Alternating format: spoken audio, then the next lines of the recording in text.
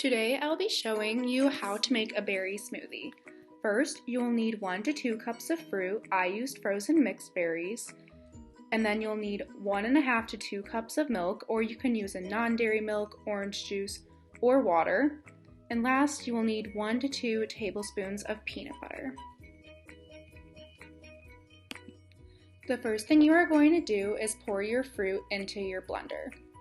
Fruit gives us lots of nutrients, such as fiber, which helps keeps us fuller for longer, and lots of vitamins and minerals. A few are vitamin C, vitamin A, and potassium. Fruit is also a form of carbohydrates, which helps fuel our body and our brain. For my smoothie, I chose to do a mixed berries, but you can also add in other fruit as well, such as bananas, mangoes, pineapples, and even apples. After all your fruit is added, you're going to add in your milk.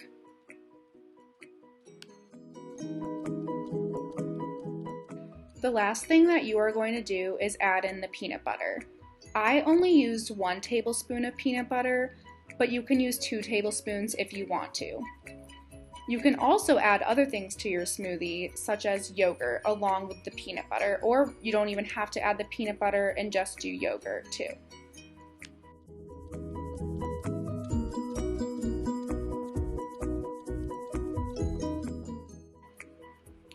Now you're going to blend them all together.